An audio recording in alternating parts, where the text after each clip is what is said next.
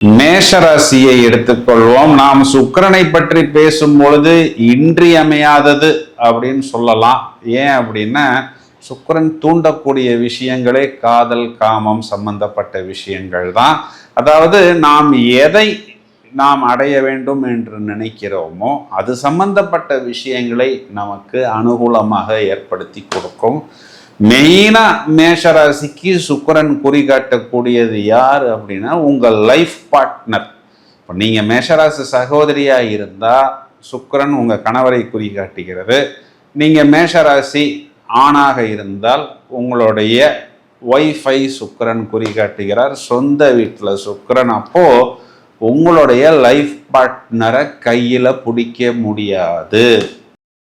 இப்போ இது காலகட்டங்களில் உங்களுக்கு இது 2ஆம் இடம் குடும்பஸ்தானம் அப்படிங்கிறதுனால 7.5 சனி நடந்துகிட்டு இருக்குன்னு சொன்னாலும் யாரும் நம்ப முடியாதுங்கிற அளவுக்கு மேஷராசிக்காரர்களுக்கு வாக்கில் ஒரு வசீகரம், ஒரு அட்ராக்ஷன், ஒரு ஈர்ப்பு, இதெல்லாம் வைத்து என்ன பண்ண முடியும் அப்படின்னா அவங்க தங்களுடைய பிஸ்னஸில் நிறைய வாடிக்கையாளர்களை தங்கள் பக்கம் இழுக்க முடியும், ஈர்க்க முடியும்.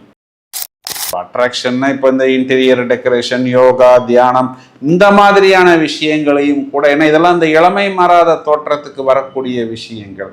இந்த மாதிரி ஃபீல்டில் இருக்கக்கூடிய நபர்கள், மார்க்கெட்டிங், சேல்ஸு, டீச்சிங், ஏன்னா இதெல்லாமே வாக்கினால் வரக்கூடியது. இதில் எல்லாமே 100க்கு 150 மார்க்கு வரக்கூடிய அமைப்பு அப்படிங்கிற மாதிரி எடுத்துக்கலாம். உங்களுடைய லைஃப் பார்ட்னருக்கு கண்டிப்பான ஒரு ஜாக்பாட்.